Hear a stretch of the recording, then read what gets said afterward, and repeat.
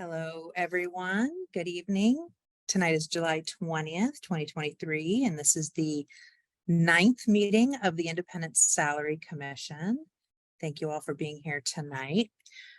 We're gonna go over some Zoom logistics and then the agenda, and then we will get started. See if this works. There we go. Liam. All right. Good evening, everyone. This meeting is being recorded for later viewing. A copy of this recording will be posted on the Salary Commission website under past meetings and events. Closed captioning is available. To access closed captioning, just click on the CC button on the bottom right side of your screen. We also have ASL and Spanish interpretation available at this meeting. You can access this feature through the interpretation button located on the menu controls at the bottom of your screen. The instructions on how to access the interpreters are in the chat. Commissioners, just a reminder, please change your chat settings to everyone so folks listening today can follow along. Please note that your chat is also part of public record. Community members listening in, we have a Zoom Q&A feature available. Feel free to submit questions or comments through there. You may not be able to answer all the questions today, but they will become part of the public meeting record. And with that, I will pass it back to Jamie. Thank you, Liam. All right, well, let's quickly go over the agenda. You all got this ahead of time. So we are going to spend a fair amount of time tonight discussing the public feedback that you have all been receiving over the last month. There's been a lot of stuff coming in, and so hopefully you've had time over the past few weeks to take it in bites and chunks before I sent you all of the final stuff yesterday. But we're going to really take the time we need tonight to review that material, to really process that material and give you a chance to talk amongst each other about, any impressions, perspectives, feelings that you have about that. And then, that's going to lead into a conversation that'll be led by our co-chairs, Commissioner Martinez and Commissioner Cooney, about some potential amendments that you may want to consider. These are not the only potential considerations. So this discussion is wide open for all of you if you have additional ideas or inputs. This is really a starting place for us to kind of think about how we might respond to the feedback that you received and craft an amended proposal if you want to. That's entirely up to you. And then I think once we have that conversation, which I'm anticipating is, we're going to give it about an hour and see where we're at, it will be a good time for us to take a temp check. So as you all know, tonight was the intended vote, but it doesn't necessarily have to be the vote. We're going to kind of check in with each other at the end of this meeting to see if you're ready to take that vote, or if you would like to think about it more, request some additional research, and convene again on Monday, next Monday, to make your final considerations. Just as a reminder, it's either tonight or it's Monday, unless you want to put together a very special meeting some other time next week. In any case, your vote has to occur before August 1st. And then we'll go over next steps depending on what you all decide tonight. Okay, is everybody ready? All right, well, so there's a number of slides, to go over. There's a lot of feedback that you all engaged in, a lot of engagement that you did over the last month. But before I go into the details of that, Commissioner Cooney would like to kind of remind the group about a few known facts about the Salary Commission to kind of help set your perspective. Commissioner Cooney? Hi, everyone. It's really nice to see your faces. I know I've been very anxious to meet with everyone after our listening session and the feedback, so very happy to be here tonight. Mainly, it wasn't necessarily for our group so much as, I think we kind of went from a sleepy commission to a very in the public commission. We got a lot of comments, a lot of feedback. And as I was looking through the feedback, I guess, first of all, I just want to express my gratefulness that people took the time to give us feedback, that they took the time to respond to our survey. That is amazing, wonderful. Commissioner Martinez, as you always say, like, democracy, yay. So really appreciative of that. Just a few things that I kind of noticed coming up again and again, I just wanted to kind of put out there before we started really diving in, is just There might be some misconceptions that we have some flexibility on full-time versus part-time for commission, the future elected commissioners.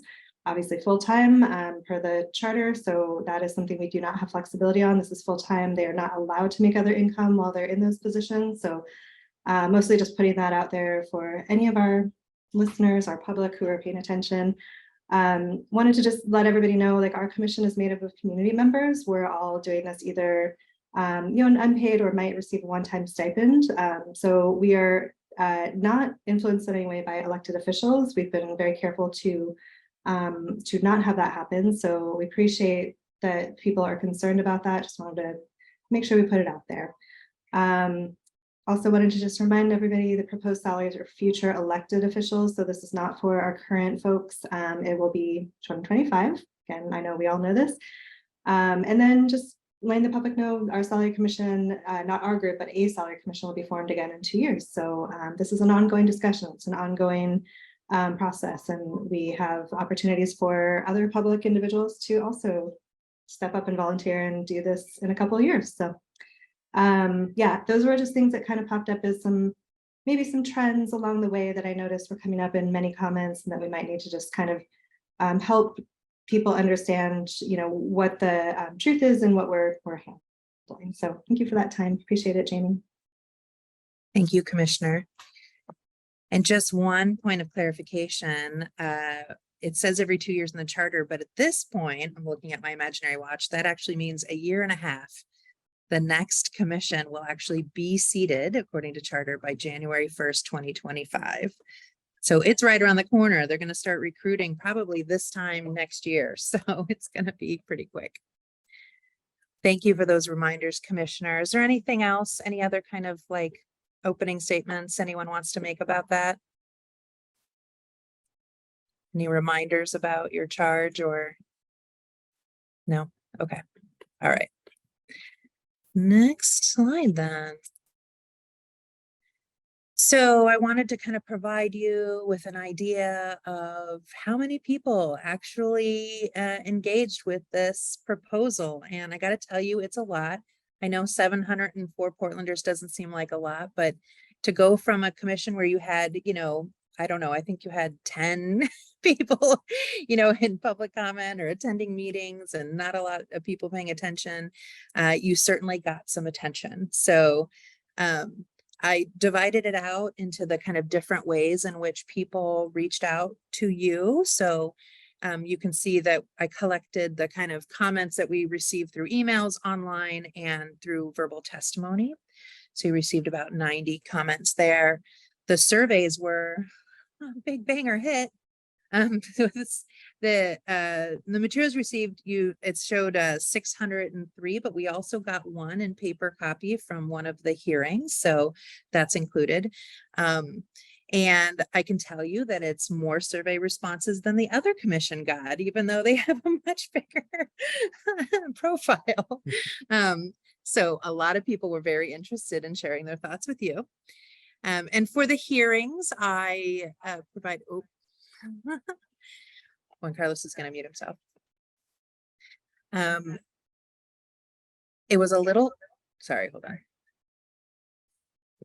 It was a little harder to kind of track the input you received from the hearings.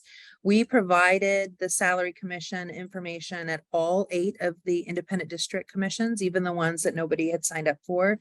We just put up the table and put up the, the 3 posters and made sure, everything was available. And sometimes people were there to answer questions and sometimes they weren't.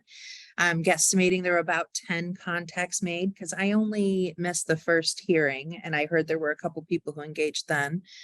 I'm not sure if there were additional kind of conversations that happened with the couple commissioners did attend a couple of the hearings.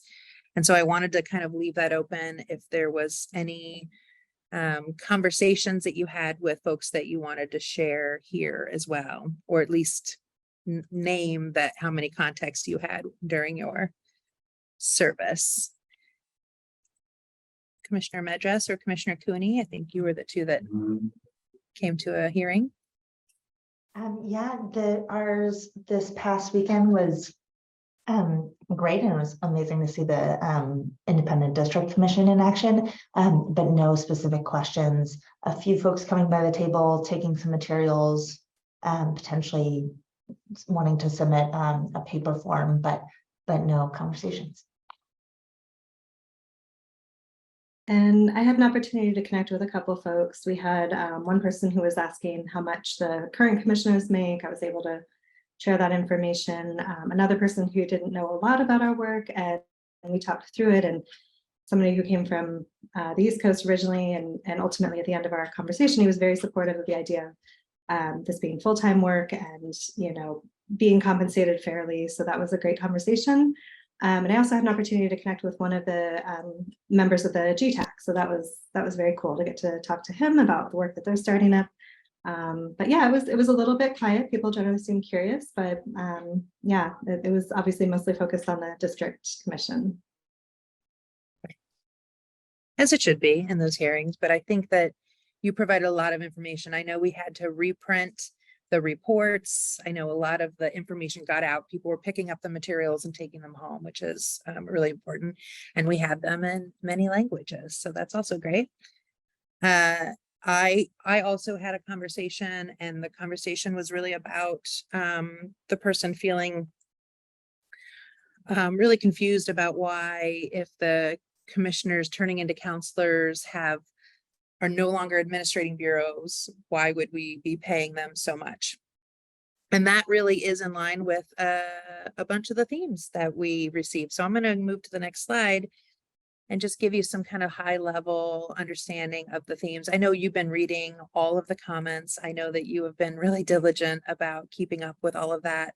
But it's also kind of difficult when you're reading it to like collectively kind of understand what's coming at you. And I also want to provide the public with some general understanding of what type of feedback you are all receiving. So there were, as you all saw, a lot of comments that were in scope, but there was a whole lot that were out of scope. And then there were a whole lot that were really difficult to categorize in any particular bucket. So I tried to kind of delineate that way to make it a little easier to decipher. But generally, the in-scope comments were really around, most people saying that they thought the salary numbers were too high. There was definitely a general sentiment that the numbers were high. Either they didn't expect them to be high, they thought the numbers would be lower than what they currently make. There were all sorts of kind of iterations of that. Many people commented that the thriving wage was the wrong metric to use. I think we've reflected with each other, a number of us, about whether or not using the thriving wage as a communications strategy was the right tool, because it seems that I think a number of people may have not realized that there were lots of other data metrics that you used as a commission in order to evaluate your work and create your proposal. So there were lots of people who commented just kind of specifically on that. There were lots of comments about suggesting that the salary should be the median average salary in Portland. The general sentiment being that, the elected officials should make what the average Portlander makes and experience what the average Portlander who doesn't make a lot of money makes. So that is just kind of a general theme. There were a number of comments, and I say some, not many, but there were a number of comments that suggested that the language differential rate that you set should not be higher than what employees make. It's unclear whether these were from employees or community members who knew, what the amount was, but there was a general feeling, and not just about the language differential, but there was other comments about setting, elected so far apart from staff and what staff make, and even in the kind of thriving wage conversation. And then there were many, many, many comments about the impacts on the budget in lots of different ways, as you know, because you read through them. And then, of course, there's some out of scope comments about, the salary should be based on job descriptions, which, as you know, we don't have and have never had for elected officials. That the salary should be tied to job performance. So either they, prove their worth by meeting desired community outcomes, or there were some, I think, really interesting suggestions about paying electeds more every time they are reelected, which I thought was interesting and kind of fits with what we've been telling the public, which is the job performance is your vote, right? And so if a counselor is voted back into office, then they have received a positive job performance and therefore deserves a raise. I think that was the general idea. Many people were concerned about the impact to their taxes, either feeling like their taxes weren't being well spent or feeling like their taxes would be raised to compensate for the additional salaries. And then many, many questions about whether these positions are full-time or part-time and, how much time they are spending actually doing their jobs. And as Commissioner Cooney reminded us, they are indeed full-time and there's no way to get around that. The language and charter is very clear. And then there were several other comments that were, I guess the last one was not that hard to categorize, just kind of like, just generally not approving of how you did your work and what you were doing in general, but lots of misunderstandings, I think, about who you were and who was actually making this proposal and what your positions were. So I want to stop there and I want to kind of open the floor up for some thoughts, feelings, discussion. Were there themes that you saw and heard that you want to make sure are addressed or talked about as well?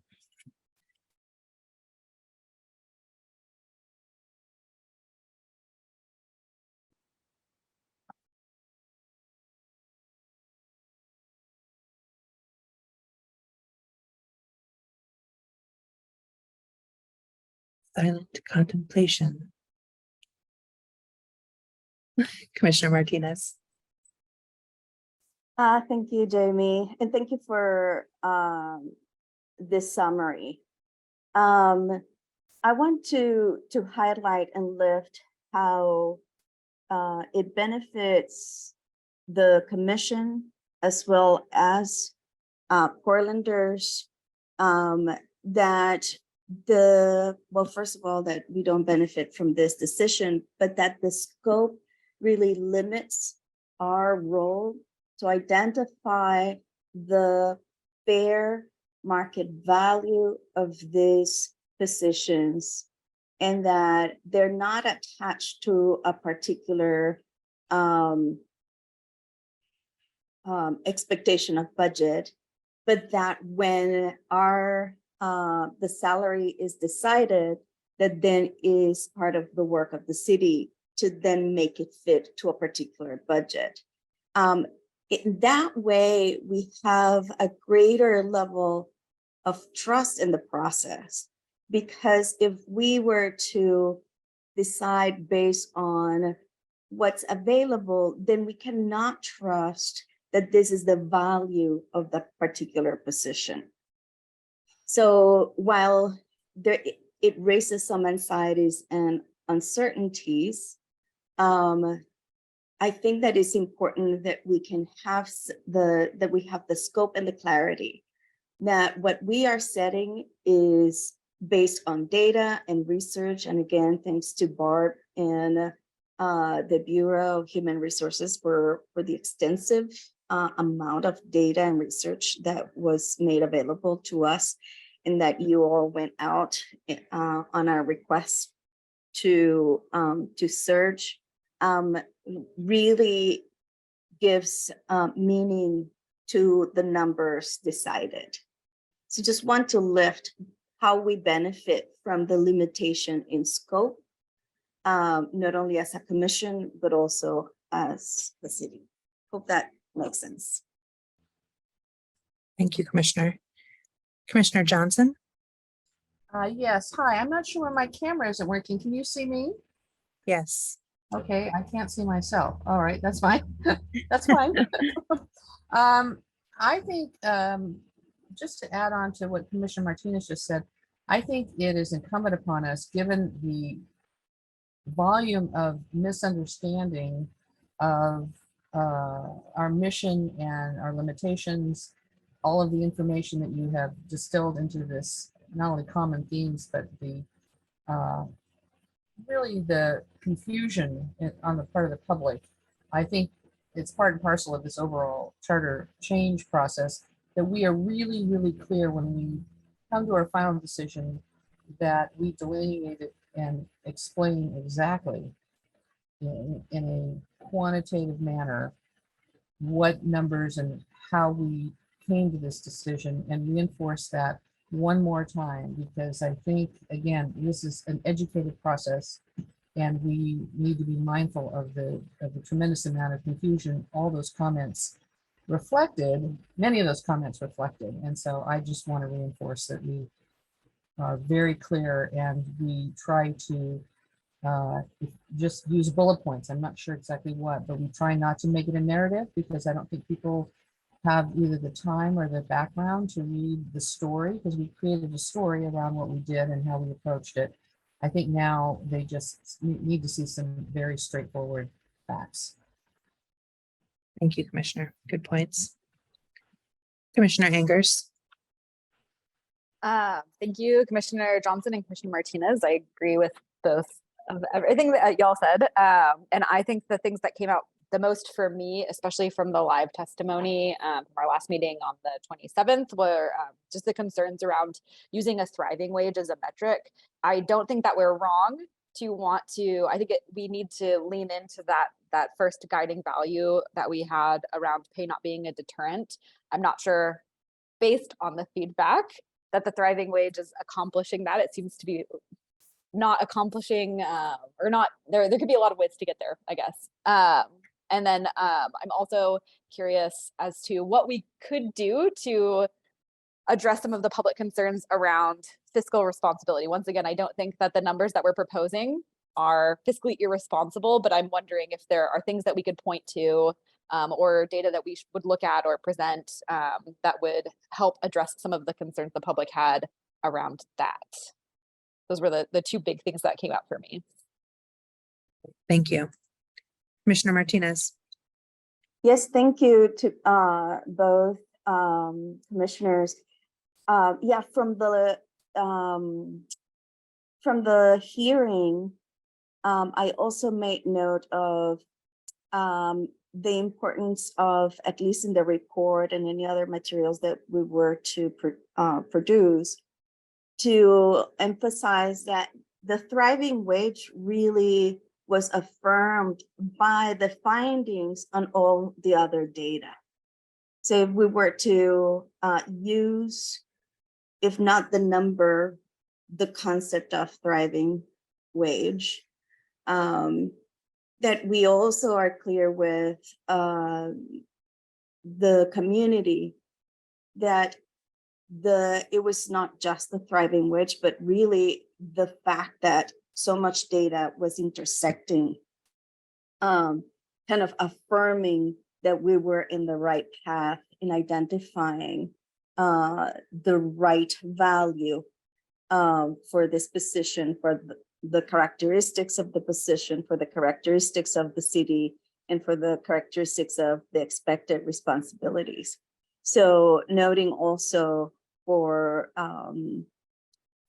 the final products and deliverables from our commission to include and emphasize that there was quite a bit of data that continued to coincide with the thriving wage.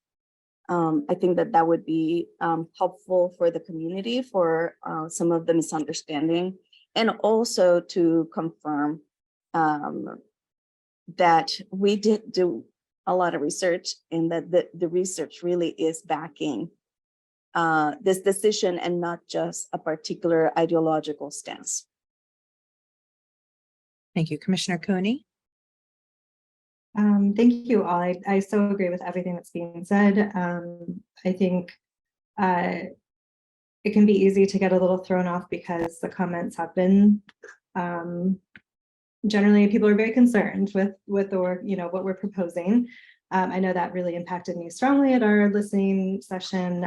I know that we're all trying to be so thoughtful and really hear the public and make sure that we're doing our job well. And yeah, I think one trend I kind of am noticing, tied to everything everyone's saying, is that I think some folks in the public are commenting a little bit on current, kind of our current state in the city, current approach to how to handle things in the city. I think it's important for us to make sure folks understand that our work is not a comment at all on how well or not well things are going in the city, or how well or not well somebody is doing their job currently. It's really, you know, as all of you are saying, it's really tied to what are these jobs? What, you know, what is a fair, equitable salary for these jobs? And it's really, it's not about the people. It's not about, you know, performance at the moment.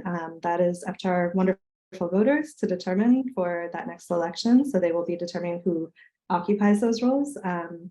But yeah, I just want to make sure people are understanding, like I understand the frustration. I'm grateful that people feel comfortable sharing their concerns.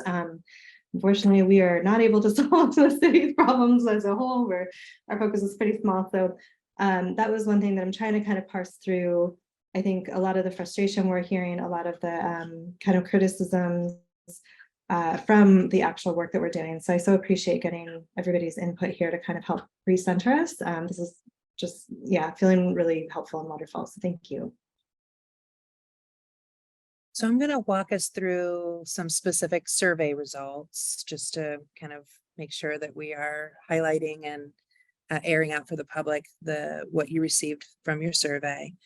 But what I'm hearing loud and clear right now is that moving forward from here, whatever decision that you make, we need to do kind of a much clearer job in our communications and in our kind of final reporting, the real connection to the numbers and the data and the facts.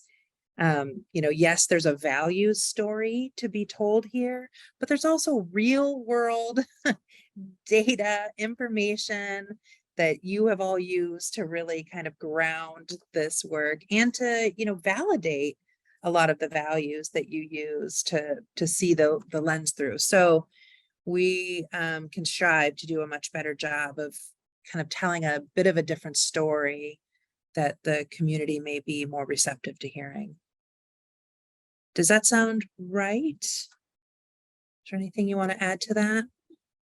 I would just add basically everything that Commissioner Cooney said when she was laying out at the beginning about what the parameters are and what are the things that we worked on. I know it's included in the report about, you know, these are full-time roles. They're not allowed to have other employment, but really just laying out we're 12, you know, this was the job that we were set. We are an independent body. We're HR professionals, like just walking through kind of the facts that we might assume that everyone is going into with, and then laying out more of like the story and the data, but just letting people know what we are and are not, and what the limitations or the parameters that we're working within. That makes sense. And maybe in bullet form, as Commissioner Johnson has suggested. So it's Although, and concise.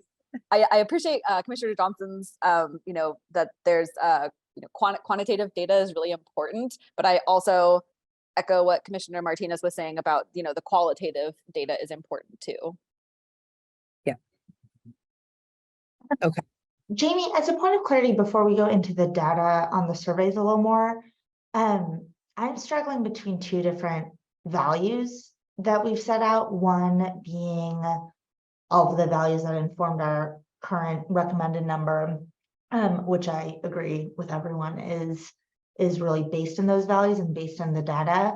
And then I also know that one of the values of the commission is engaging the community and incorporating the feedback. And the feedback has been so, well, and maybe we'll see in your data the breakdown, but what it feels like, it's been very negative. And so I'm trying to uphold both of going through the internal values and basing our number in that, and then also honoring the true community engagement that this commission has set out to do.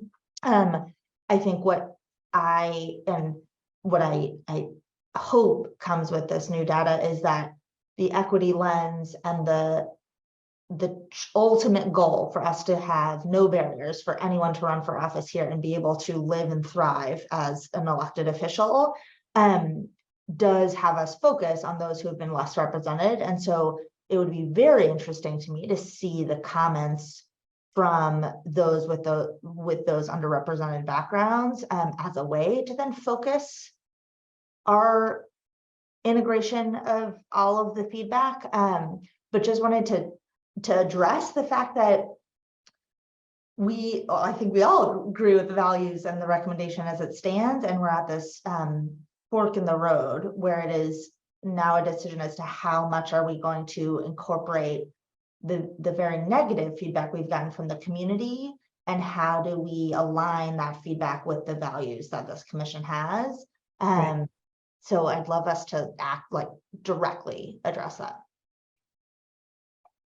Well, you know, I don't think you're going to see much good news in the survey results in terms of aggregated by demographics. You've all seen the kind of analysis. There's a full report that was sent to you yesterday that kind of breaks down in multiple forms the survey results and the demographics of the responders. But I will tell you, so I'm going to go through that now, and we're just gonna, we're gonna rip off the Band-Aid and we're gonna go through the news. But I would say that I think that the amendments that the co-chairs have coalesced around and are providing a discussion around tonight do address what you're saying, which is how do you uphold and maintain your values and your guiding principles and the very intentional and solid methodology that you use to arrive at these numbers while still being responsive to the community and recognizing where the community may be at this moment in time, and being able to adjust your figures based on that. And I think there are some potentially solid answers to that, depending on how you feel. And again, these are going to be recommendations that you can all kind of make your own recommendations and deliberate on, and maybe they'll inspire you to think of it, provide a whole different amendment. So let's get to that discussion as soon as we can. And I'm going to now start walking you through a bit the salary result or the survey results. So like I said, you received this in a much kind of bigger report form that describes the methodology. It has other kind of charts. I'm just providing you kind of the high level charts here. We're not going to go through all of these numbers, but I am going to walk through each one of these questions just so you can see the general breakdown. I do want to give a little bit of a explanation, because what you'll see on the slide is AMI, so average median income. That was not a particular question that you asked in the survey. However, our data analyst combined the household structures with the income question to arrive at an average median income. And the reason he did that is because what he knew that you were trying to achieve is an understanding of people's kind of socioeconomic status and how that might influence their ability to run for office, and where they, landed on these kind of guiding principles and values. And so, you all know this, a single person without children who makes $100,000 is in a very different position than a family of 5 or 6 that makes $100,000. So combining those two demographics into an AMI provided a much more complete analysis of what you were looking for, is the understanding. But the report also provides it in its individual form, so you don't have to just rely on this. So just to describe the different colors that you see on these charts just a little bit, everything you see in red represents a kind of major majority of responders, meaning they're, statistically significant majority of the people who answered that question answered in that particular way. As you can see on this chart, that by and large, that is in the no column. And I should say the question at the top, I went a little out of order here, but the question at the top is, do the salaries as proposed increase the likelihood that you or someone would consider running for office in the city of Portland? Where you see orange or yellow, however you might perceive that, that is a majority, but not a large majority. It's a little more of, that's where most people answered, but the number was a little smaller in comparison to the other replies in that column. So you can see that, really only in the area of Asian or Asian American demographic was the majority answer yes, that they would be more likely to run for office in the city of Portland. Although you can see a little bit more of a maybe balanced spread in the AMI section where the majority of people said no, but to a less severe degree than some of the other demographics. I'm going to keep moving forward with these slides unless someone asks me to stop and wants to, provide any input. So this next question is about your first guiding principle and whether or not these salaries would be, or, whether or not you achieved numbers that would not be a deterrent for people running or holding office. There's a bit more of a spread here, but still the large majority of Portlanders in most demographics have said no, that the principle, that guiding principle was not upheld in this proposal. Where you see like 2 orange in the same column, that just means there's a bit more of a balance between the yeses and the nos. So, a bit more of a spread, evenly spread between those 2 answers. And then you'll see down here in the household status, there wasn't a real significant, vast majority of people that said no. There was definitely a big spread. I should also say where there are blanks, it just simply means that nobody answered in that particular area. So again, we're seeing by and large, a majority of all demographics are responding no. The second guiding principle is that pay should be based on examining a range of data and be fiscally responsible and consider the city's budget. Have you upheld this principle? As you can see, still the large majority are significantly saying no, although there is some spread in the race and ethnicity demographics, a bit more of a yes, no, no balance, and a bit more balance in the household status.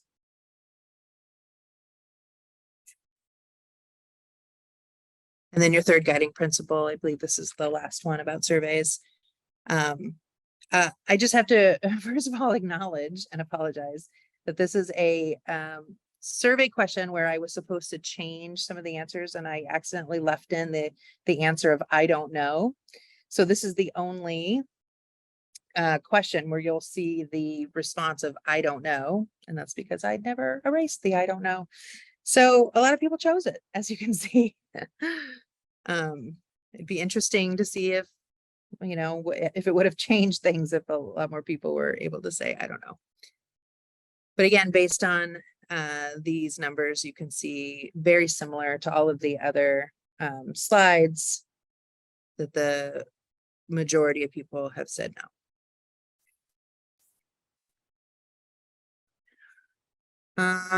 Okay.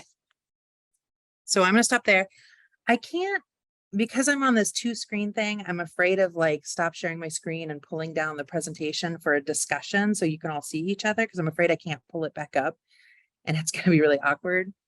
I'm on a weird system right now. So I apologize for the fact that you may not be seeing each other very well and the presentation just stays up while you're talking, but I would like to pause here again to just see if there's reflections, thoughts, more feedback about this.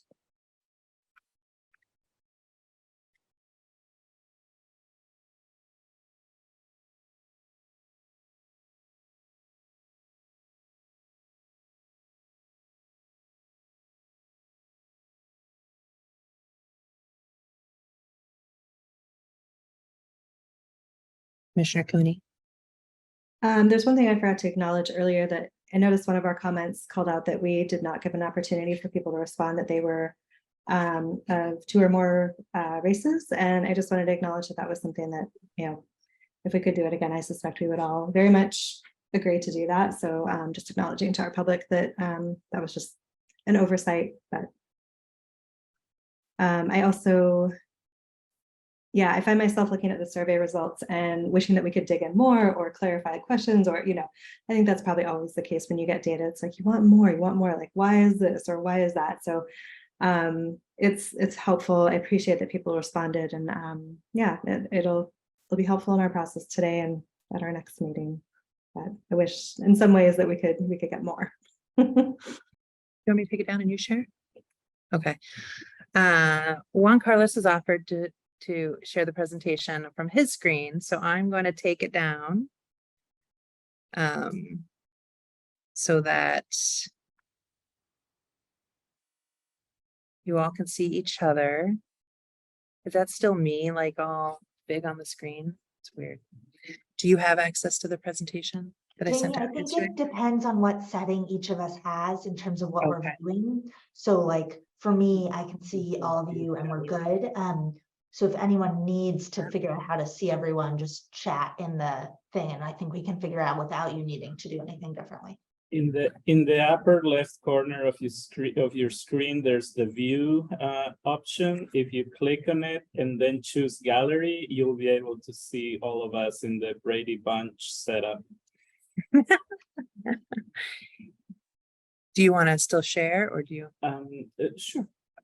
should I pull it back up? Oh, I thought you wanted to share it later in the Oh, meeting. sure, yeah. Yeah, I just want to then make sure I'll you be have happy. access to it. Yeah. Okay, great. Commissioner Martinez? Thank you. Yeah, in the same spirit as Commissioner Cruz, kind of like every good data creates new questions. So this is good. However, of course, we cannot just like, oh, knock again. But when you said this, what did you mean? But we can do that in our report on community engagement and say, what are some things that we would change from the survey? What would we add, we take out? And even, you know, state very clearly what was our main outcome, what we were pursuing by having this particular questions, because the next commission might have a completely different expected outcome, right? So their questions could be different, or they might want to look at if anything changed. They might have that particular kind of curiosity. I think that this is one of the tension points of democratizing a body of knowledge that it requires expertise and experience.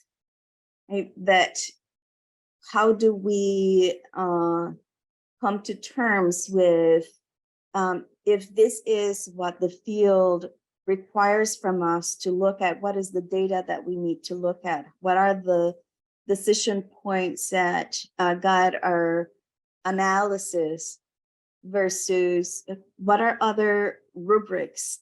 What are other ways of evaluating salary that are not guided by HR? So something to think about, even if how we do outreach for community engagement. If we send, for example, very intentional surveys to associations like Human Resources Association, Organizational Development Associations, and things that are looking for not only broad feedback, but then also expertise feedback and how we weight that. So just a comment about things that we might want to include in the report for the next commission. That's a great point. Thank you. Commissioner Johnson? Yeah, it occurs to me that perhaps, even though will be a compressed time frame for the next group, just like we've had, that maybe what should happen is some sort of survey should go out before the report is finished, so that it helps inform the process as it goes along. So you would actually start with some kind of a survey, which would make sense because they will have had 2 years or a year and a half at least to kind of absorb what happens with this particular report. So that as the group pursues the information, they do get that kind of other or wider range of input, and they can look at it as they're going about doing their work. It doesn't mean that the work would be done a lot differently, but it might help inform the pieces that are missing that could help not only educate the public, but also give them the commission some better tools in the way that Commissioner Martinez suggested with a broader scope of information. Thank you. Good suggestion. Anybody else?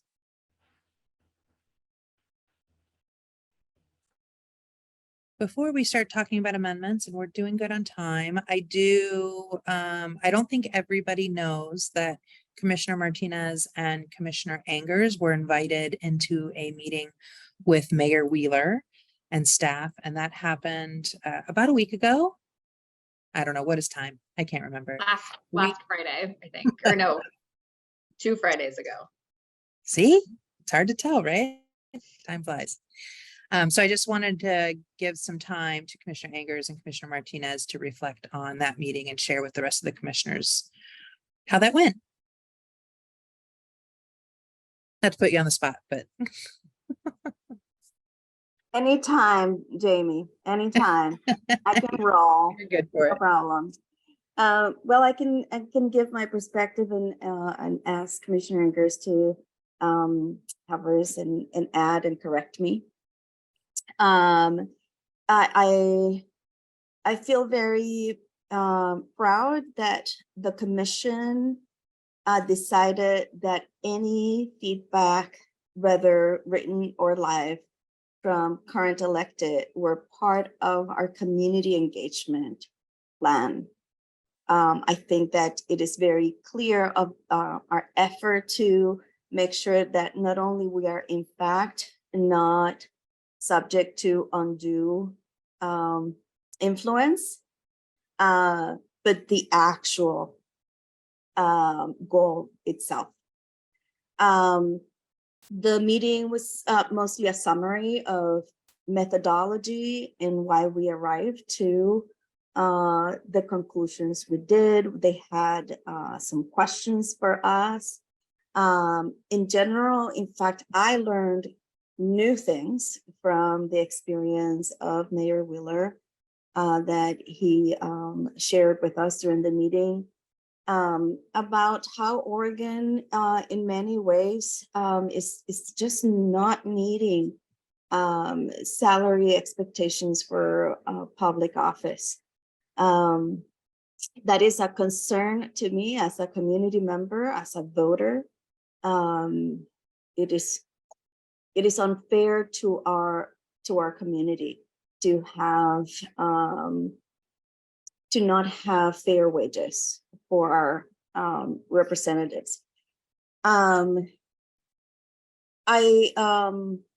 had more curiosities. I wish we had more time. But in general, there was some very good questions and an overall kind of assessment of how this is our findings and recommendations in our draft are closer in alignment to fair wages for this particular kind of position. That's my summary. What do you think, Commissioner Angers? I took notes as always.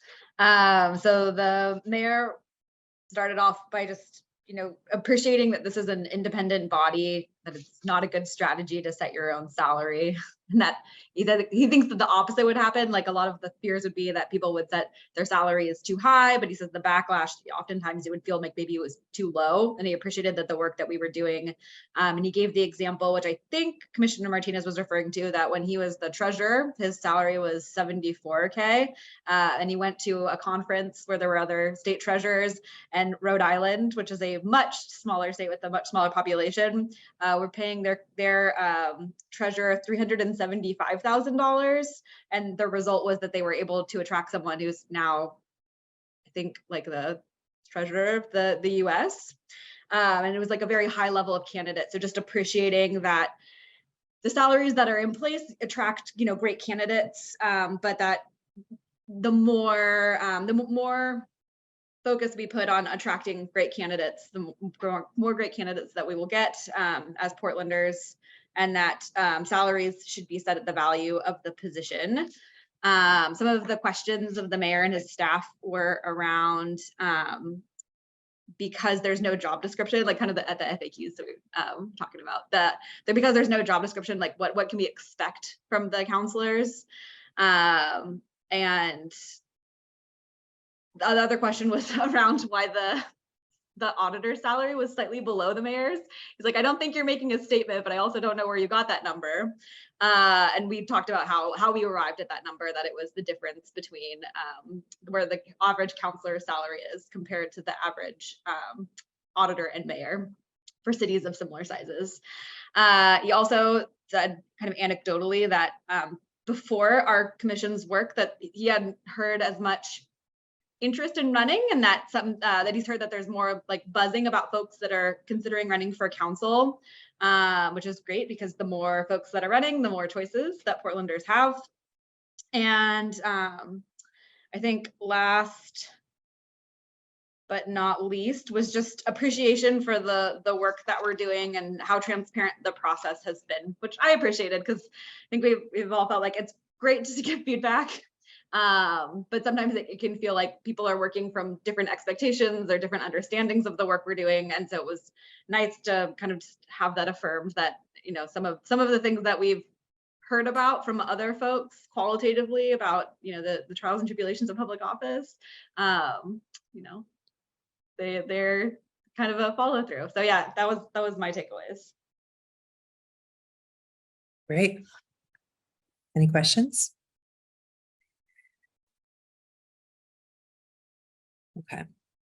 Well, there's two more things I want to say before we move on to the amendments conversation. The first is kind of just a general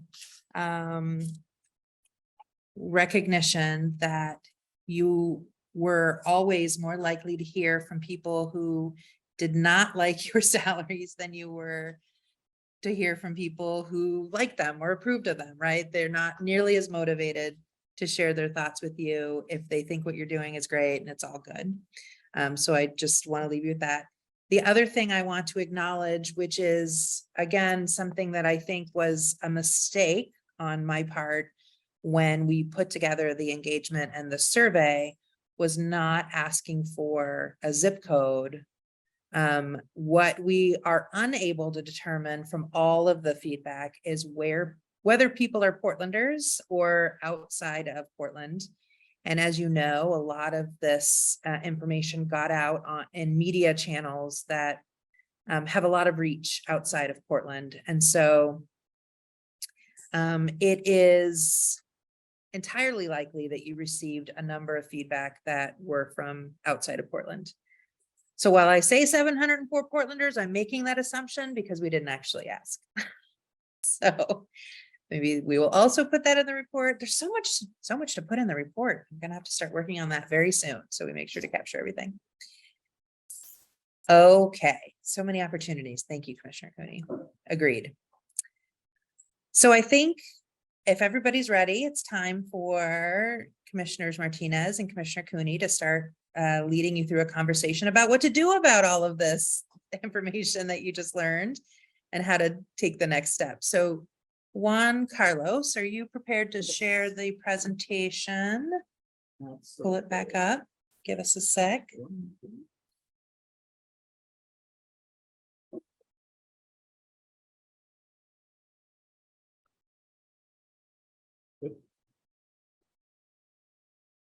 There we go. Commissioner Martinez, do you want to start here or should we move on to the next? We can go ahead and move to the next. Okay. Thank you. All right.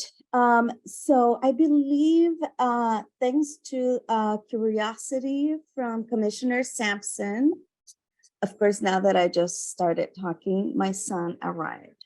So I'm a whole human being, and part of my humanity is being a mother.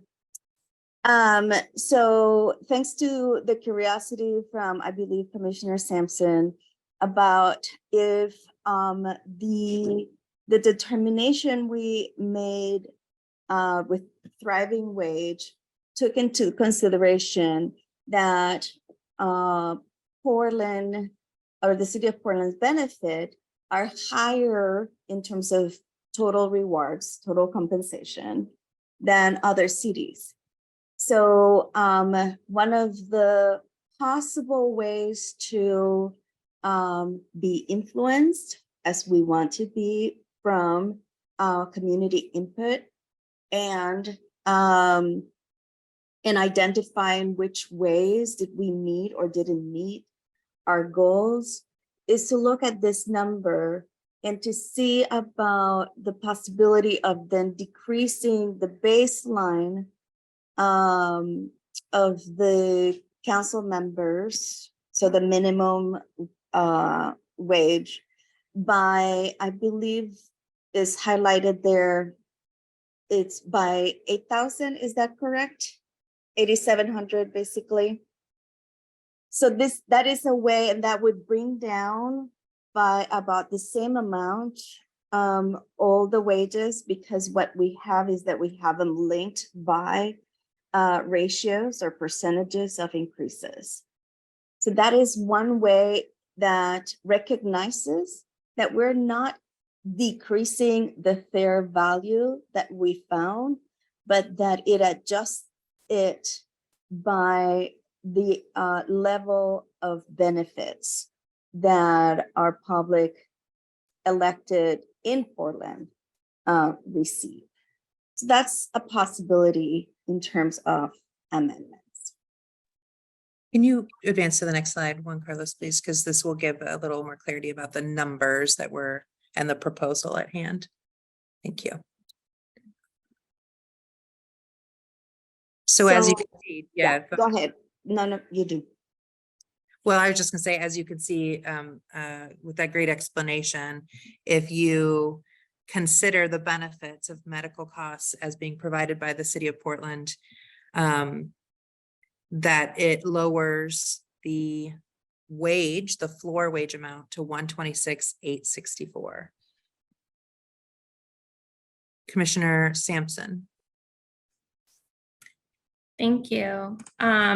I think a really great explanation was already given, but just to provide a little more context of where the curiosity stemmed from. So as we all know, the thriving wage was based off of what MIT calculates the living wage as for Portland.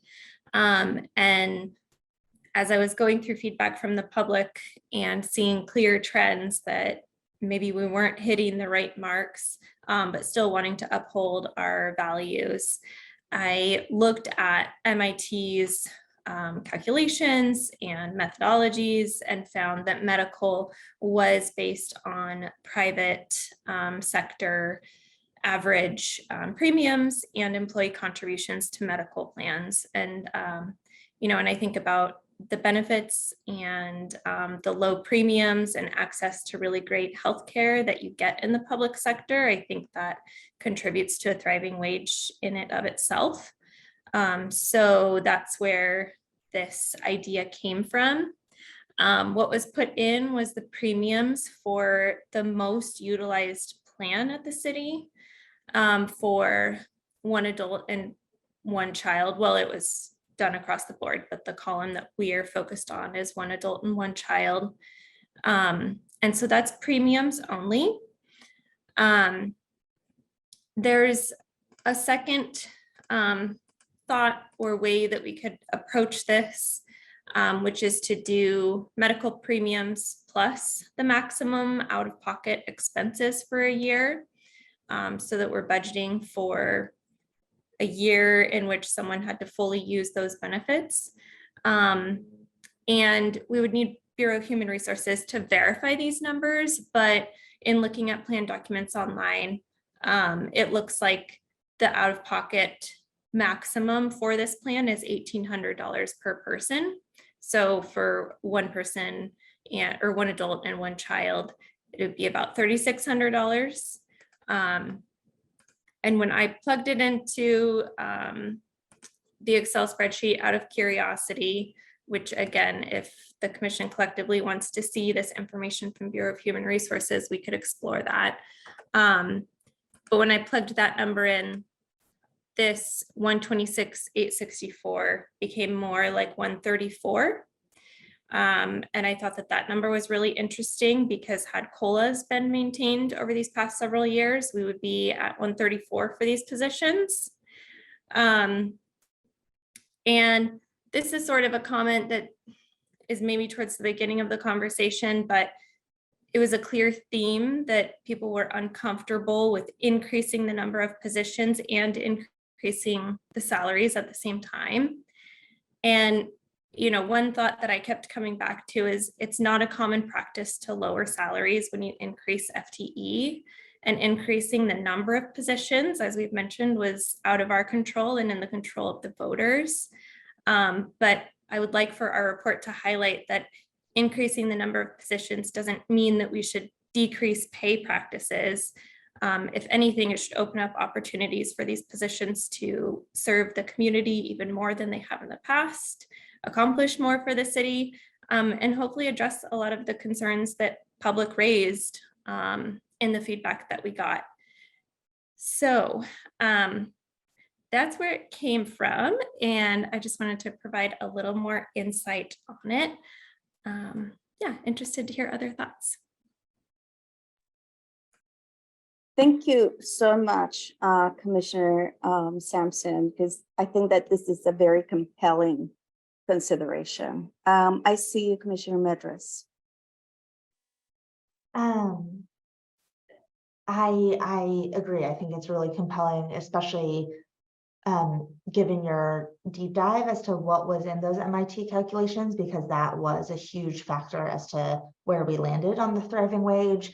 I think where we need to consider being cautious is going into line items of what we assume everyone's expenses are and who's going to reach the maximum and who's going to have a lower than high need healthier. And so I think that's where I then go back to trends of like, does the overall salary hit where we were expecting given our values? And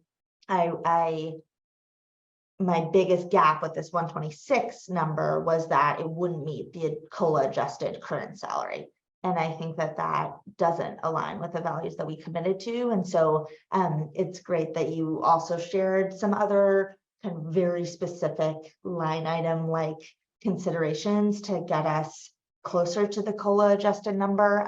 Because if we can have it all of both like be a little more equivalent to what costs are to live in the city and account for the fact that these electeds will have city insurance and so therefore, or city costs of insurance, and therefore it's not the MIT numbers. I think if we can consider both, that would be great. Yeah, and I think to your point too, you know, it could be that we're maybe making a change to set this salary at what COLA would have been had it been maintained. And then the thriving wage becomes supplemental information that we know could also support the other part of it, the COLA part of it. And, you know, COLA in particular, I think, you know, the public and we're all well-versed, the past several years have been historic inflation. And so to miss out on cost of living adjustments, which is a very common practice in public sector, you know, there were some very large years that these elected positions missed out on. So I think even if we wanted to shift gears and focus more on current state and bringing it up to current rates with COLA and be around that 134 number, that seems like a perfectly reasonable methodology as well. And then we know behind the scenes that we are also supporting a thriving wage as well. And just because every dollar is going to count in these discussions, I'm looking at maybe an outdated table that has the COLA adjusted at 139. Is it 134 that would have the current commissioner salary or current commissioner salary go to 134 or 139?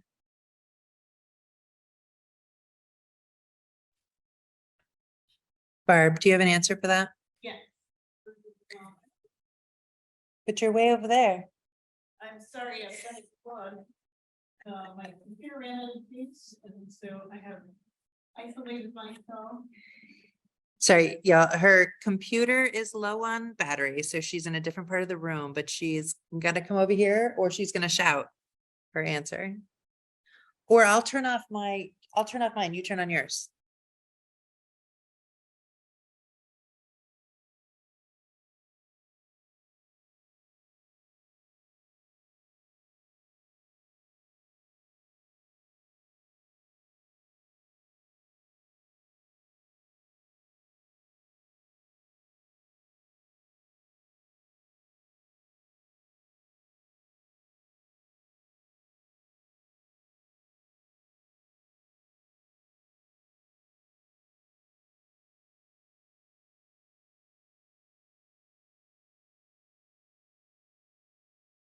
Okay, she's coming back to the table, said.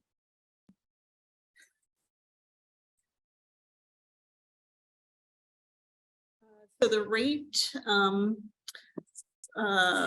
is $134,090. So that was the rate on July 1st, 2022. That includes COLA up to that date. But wasn't there a more recent number that's starting this fiscal year? Yes, so just a few weeks ago, 7/1/2023, with COLA added, the rate for commissioners is $140,795.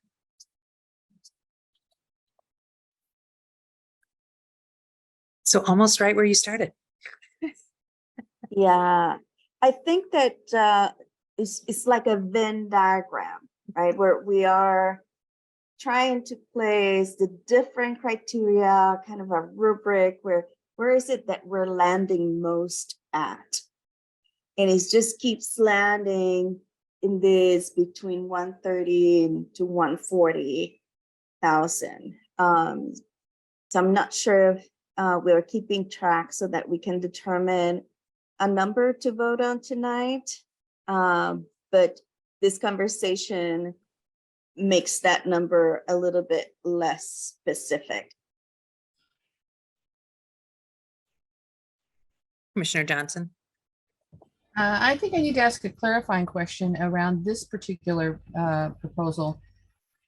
Are we committed to, or are we interested in actually lowering the salary that we originally proposed in a way that is thoughtful and yet significant? What we're proposing is some considerations for the commission. And one of them was looking at how the benefits that elected officials in the within the city of Portland have access to, and how that impacts the thriving wage as determined by MIT. So, but still, there's several considerations. There's not a one-to-one consideration. One is to look at what the cost of the premiums are, and or the cost of the premium plus the possibility of exhausting the maximum expenses, out-of-pocket expenses. Well, I think what I'm asking, and I'm asking this from a neutral position because I want to make sure I kind of am able to think about this, is are we staying with the concept of the thriving wage and just tweaking inside of that thriving wage number to remove medical benefit compensation and change the total compensation? Or are we looking at some other metric that we're going to tie the salaries to, which seems to me reflective of quite a few of the comments? And again, this is a question, it's not meant to be a comment. I just am curious because we are staying with this particular rubric of a thriving wage. And if we're merely going to tweak within that thriving wage, I think we need to be really clear that the concerns and comments from the public about thriving wage, median wage, all those various options, that we are sticking with the thriving wage concept and adjusting within that for this particular proposal. I might be giving different words to what Commissioner Sampson gave, but I'll try to say this, but with the spirit of being corrected if I'm saying the wrong thing. But what sounds to me is that we want to keep with that, the reality of that intersection with the data and the thriving wage, but acknowledging that the thriving wage as determined by MIT is off a bit because of the high level and high value benefits that the city of Portland provides. Is that correct, Commissioner Sampson?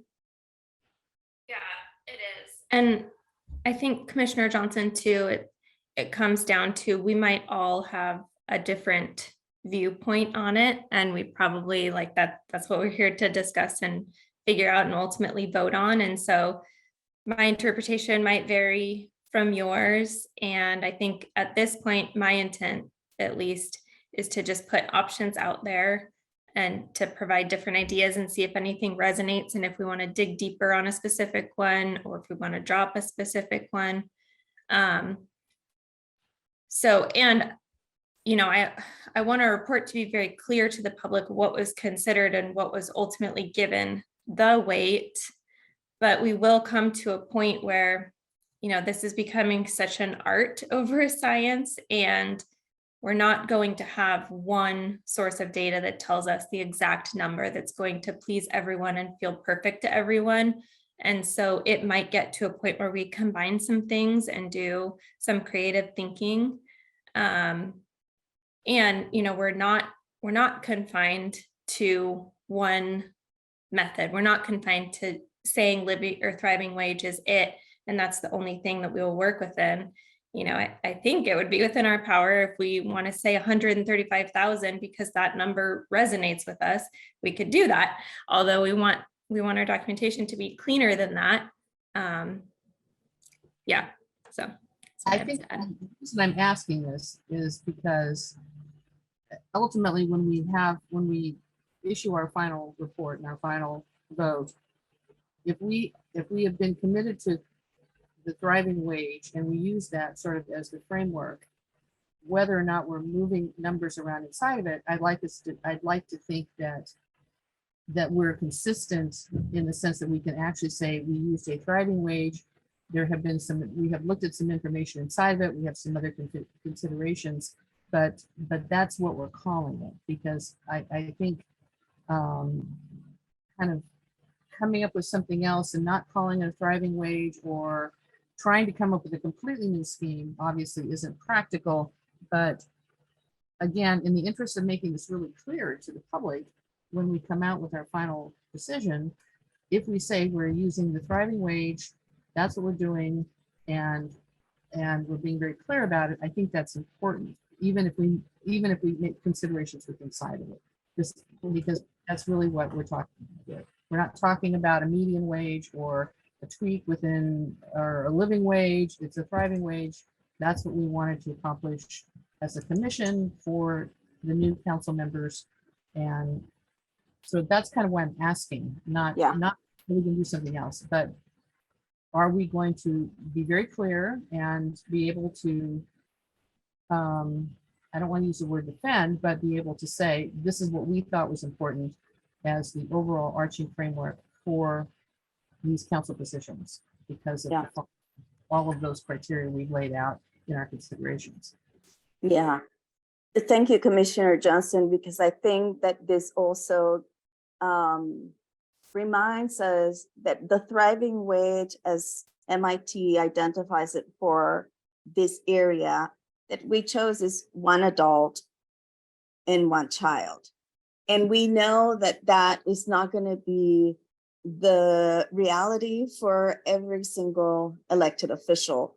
So what we're defining is just some metrics that approximate the realities for the potential elected officials. So I think that we should also be very clear that this is the guide, these are the parameters of that guide.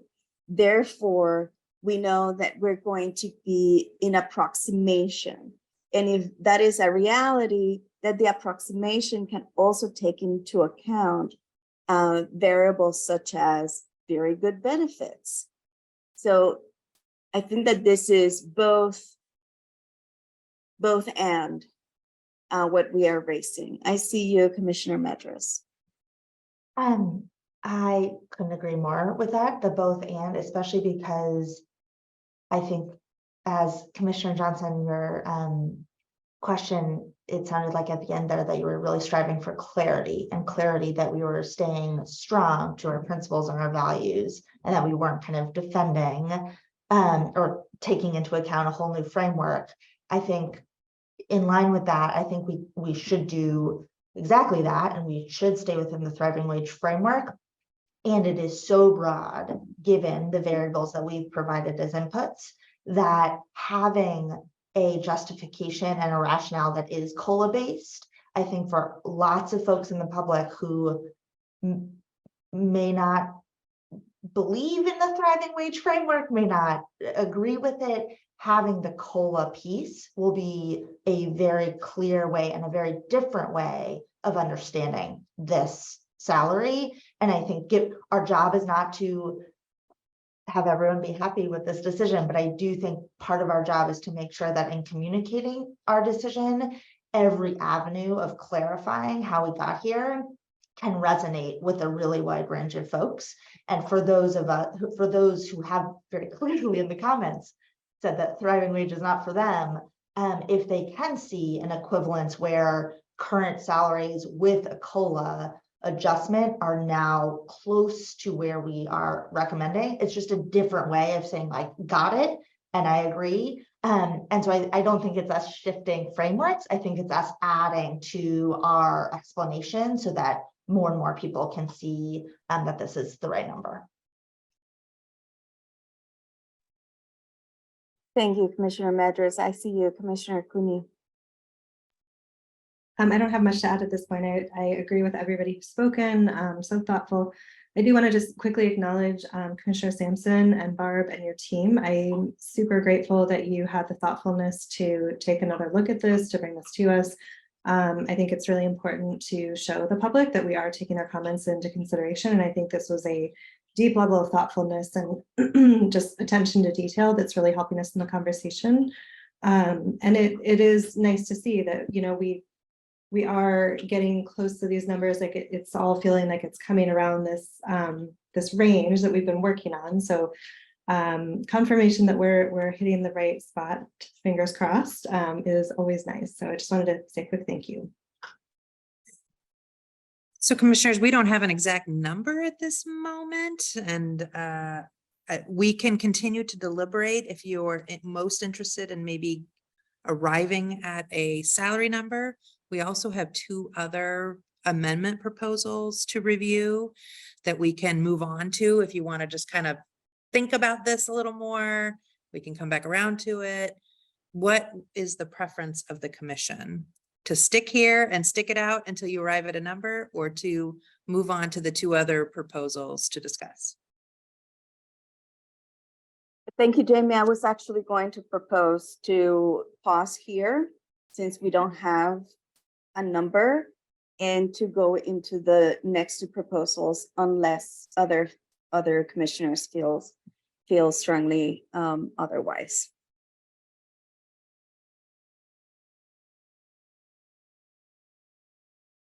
I'm seeing thumbs up.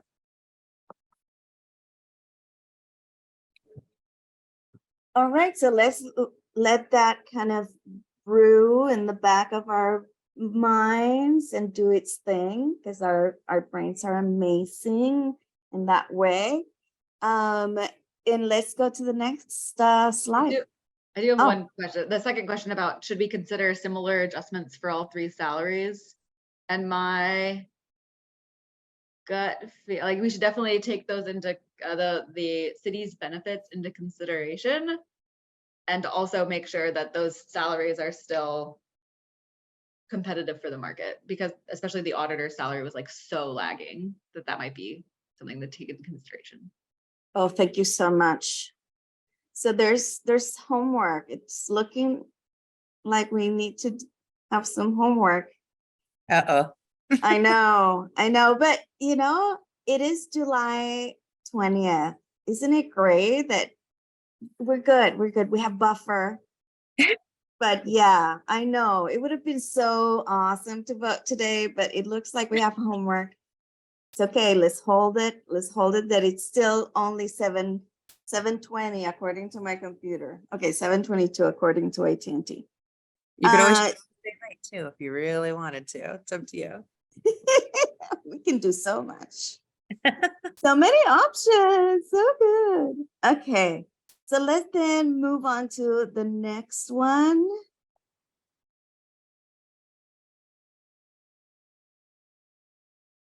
Come on, Next Carla. slide. It's coming. Hold on. The next slide, please. Sorry. There we go. I clicked out of some. Oh, no. I don't know, the Commissioner Cooney, do you want to present this or do you want me to? Either way is fine. If you want to go ahead, I feel like you're on a good roll. Okay, so something that came up became evident to us is that the city elected approved the COLA. So they end up approving the COLA for the city employees. And they would then be approving their own COLAs by de facto if we leave it as we proposed.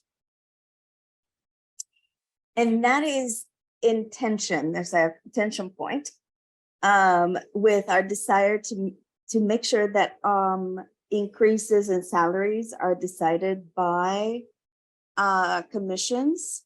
So one way of fixing this is to remove the COLA requirement based on the city council decision, but then recommend it for each salary commission here on.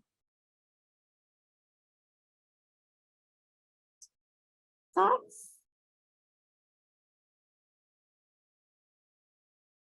I think it's, yeah, pretty straightforward that way. The salary commissions meet every 2 years, so they have the ability to evaluate cost of living increases at that time.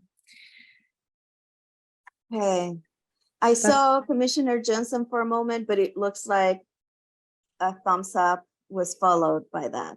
Is that correct? Yes, I hit the wrong button. I was just saying thumbs up. I agree. I didn't Oh, mean, okay. I had nothing else to say. Okay. For a change. How- I'm familiar with the feeling. So any opposition before I call like an actual 5 vote? Any opposition to say, hey, we're gonna make the recommendation for the commissions to make that decision instead of having the elected officials themselves make that commission or that decision by de facto? How do we feel? Yeah. I don't have an opposition to the not letting the next salary commission give a COLA, but I think we do because we're not necessarily rubber stamping it, but I think we should keep the current proposal that reflects the COLA that has already been approved, because that wouldn't be the council approving their own COLA. That would be us saying, we recognize that cost of living have gone up 5%.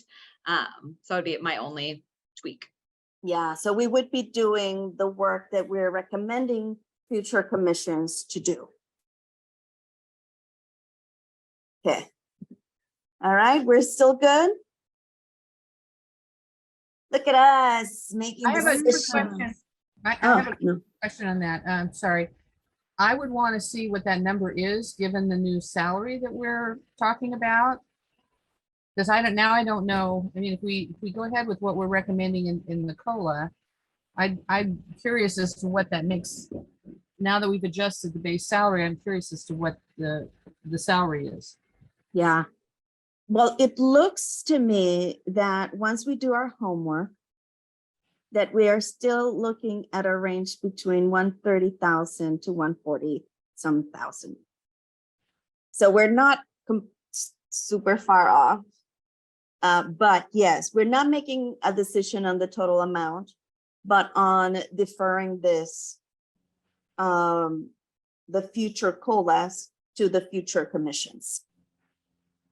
So what I would like to propose on this is, I'm fine with deferring the future COLA to future commissions. However, I until I see a figure, I'm not comfortable going along with saying that we would then give the COLA adjustment that we talked about, because I would want to see what that would be for the total compensation with our new salary figure. I don't want to put in a number I don't know about. Yes. So we're not delivering on that specific, and we need numbers based on this preference. Mhm. Got it. All right, anything else on this proposal to be influenced by input and be closer in alignment with our charge and values? All good? So will this proposal then, are we voting on this COLA deferral proposal? Because the first bullet stipulates that we would give the COLA that we've talked about for the salary, and that's the number that we don't know. I think just that we would consider a COLA based on where the salaries currently are, and that we would not be pre-approving a COLA until the next commission is in. So I understand your concern, Commissioner Johnson, but that my point is just, if we're choosing salaries based on, like, let's say we're not using the thriving wage as the only metric, and we're using the current commissioner's salaries plus the COLAs that should have been applied from 2018, that we would consider right sizing them for this current year while we still have the authority to do so. And that the next commission would give the next COLA. Does that make sense? It makes sense. It's just this. So we're not going to vote on this particular proposal tonight. Is that correct? I think just the part of the proposal about taking COLA out of, taking future COLAs, like we would still consider this year's COLA, but we would not consider future COLAs as part of our, consider removing COLA requirement that, yes. So but to clarify, you're saying that we would have, I'm sorry for interrupting, but that our number wouldn't actually change. We're just talking about any future COLA. So like next 2024 COLA wouldn't be applied, and that, so we're not changing the number, we're just changing that we're not going to consider the future. Yes, and the number might reflect like where we would have ended up, but for a COLA, or maybe we don't consider a COLA because the number we land on is where it would be anyways, if that makes sense. Yeah. So the proposal is written right now. Bullet 2 and 3 is the one that sends things out to the future, which I'm good with.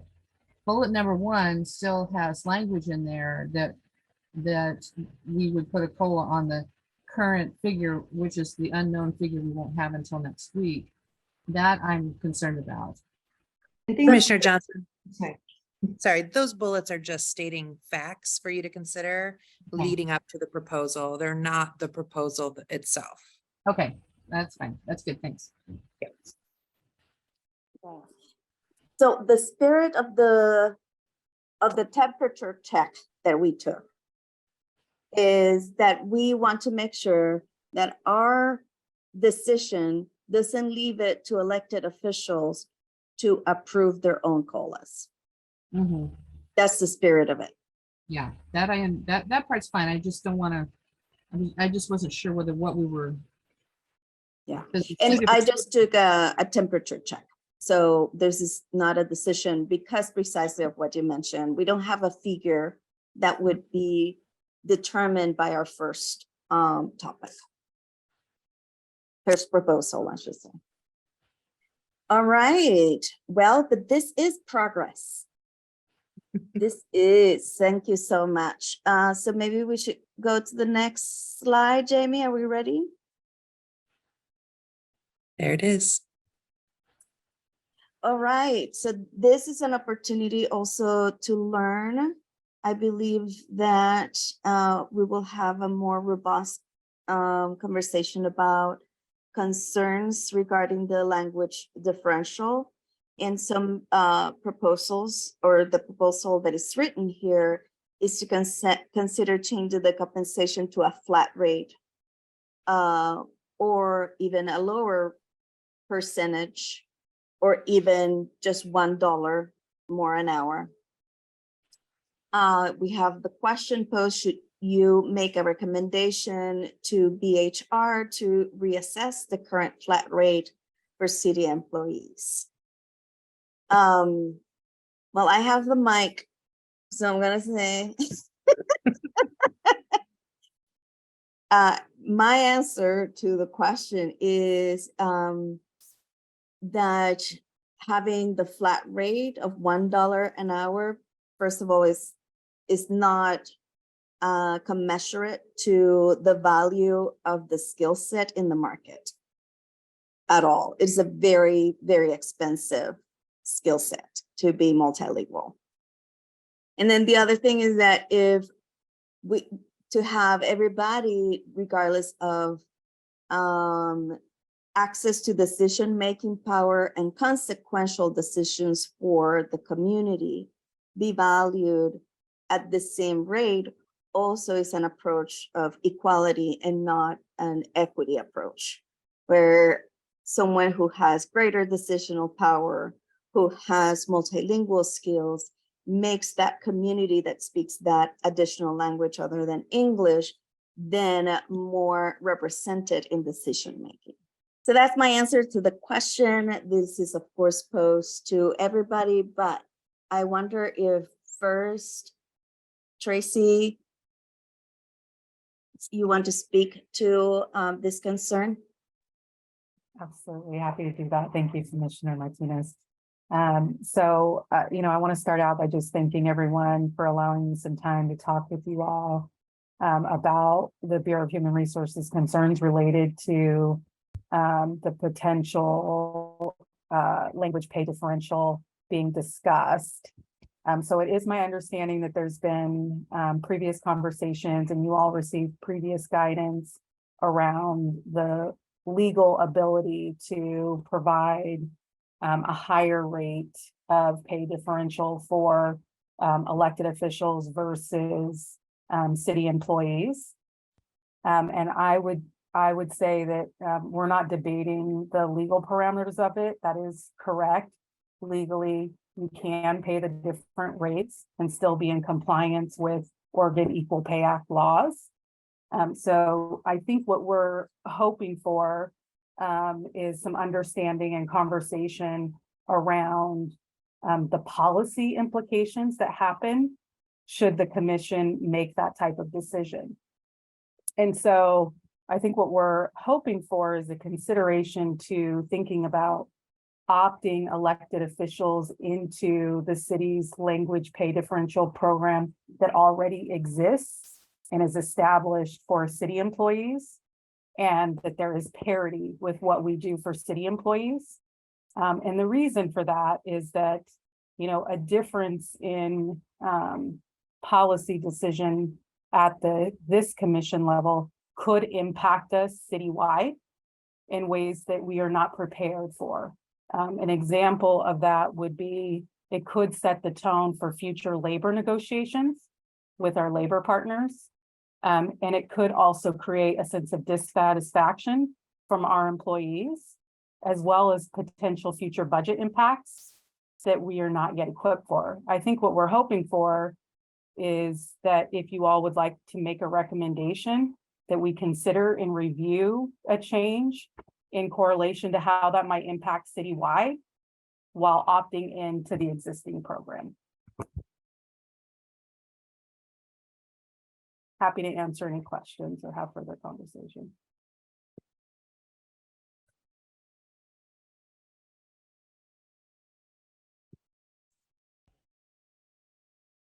Any thoughts, commissioners? Commissioner Johnson. Just so I understand, your recommendation is that we have that we leave out any kind of pay language differential in our compensation proposal, or change the one we have. And I'm not quite clear. I understand making a recommendation for the future, but are you suggesting at this point that for your reasons that you don't think we should include a language differential? Thank you, Commissioner Johnson. No, I'm not recommending that you not include a language pay differential. I think what I'm recommending is that it be set as opting into the existing city's language pay differential program, which would follow all of the same rules and provisions that we have in place already for city employees. So that would include, same process, same rate of pay for those positions. Well, I think we had considerable discussion in terms of process and came to the conclusion that we were comfortable, since the city has a good process in place to make those determinations with testing and the pieces that go along with that. I think at least, I'm not speaking for the group, but I had a sense we were comfortable with the process. So just so I understand, you're suggesting that the compensation for language differential for, and I don't remember the terminology, it's not translating services, it's for basic discussion purposes with other employees or with helping out directional assistance. That is what you are suggesting that we look at for the language differential. I'm suggesting that you mirror the city's rule and basically defer to the city's rule related to the rate of compensation tied to it. Okay, thank you very much. And what are those exact figures? Would is the city's rule the $1 an hour, and then we were suggesting a 4%? Those are the numbers Right. that we're comparing. Correct. Commissioner Cooney? Hi, this may be a larger question than maybe we have time for, but I was wondering if you might be able to give a quick, just a quick explanation for how the city did land on the $1 an hour, why that was the rate decided upon? Yeah, it's my understanding that the language pay coordinator for the city and a group of other professionals who are interested in implementing a policy or rule at the city went out and did a lot of research with other local jurisdictions to find out what things they were doing as far as percentage, flat rate, what their rules around the policies or guidelines for requirements, and then also what those rates were. And it was determined through, lots of meetings and lots of conversations that a flat rate would be more appropriate than the percentage, because the percentage would mean folks of higher salary getting a higher rate of pay for the same language skill that they were providing on behalf of the city. And so the idea was that they wanted to equalize that across the city so that everyone received the same rate. And I believe the dollar came from an average that had to do with what they saw for other local jurisdictions, government jurisdictions. I don't have those exact numbers and figures with me, but there was lots of research that was done on that. And I could ask if that could be provided, if it has not already. Real quick, I did already ask, I've met with Tatiana, who is in charge of the language access program for the city, asked a number of questions, including how did they arrive at the $1 per hour? And while she definitely reiterated what you just said, Tracy, which is that there was a lot of research done to determine the equity of the program, what best practices are, and really a lot of discussion about the percentage versus the flat rate. There was not that kind of research done on the dollar amount that they chose, and that she did not have any kind of information, notes, research, or anything about the arrival of that number. And so it is unclear why $1 at this point. Commissioner Johnson, did you want to speak again? Yes, I have a couple of things I'd like to just ask real quickly. Number one, how many people in the city are being compensated for the language differential? And sort of what is the breakdown between exempt and non-exempt employees who are receiving this? Because obviously with the non-exempt, an exempt employee, they may be using this a lot more than they're actually obviously being paid for, because they're not on an hourly basis. And if they're working more than 40 hours a week, they've got the flat probably 2,080 is what they're getting for the language differential. The second thing is, I guess maybe Jamie, this is clarification. It seems to me that in most of our discussions, we have not looked towards setting any precedent or taken into consideration, except where we legally had to, in terms of the impact of our decision-making on collective bargaining, that we have largely left that to the side because it's not part of our scope. And it's not clear to me that in the past that issues related to elected officials cross over into the collective bargaining precedent or past practice, except where federal or state or local law might be concerned. So I'm wondering, is this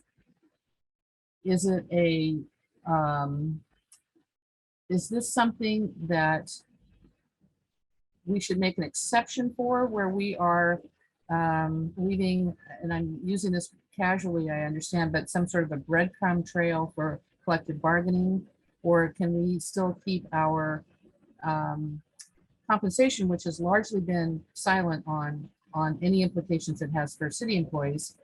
And certainly there are plenty of comments that suggested that we tie our compensation to all kinds of city positions, managers, et cetera. Is it fair to say that we continue to make these decisions without a concern for collective bargaining in the future?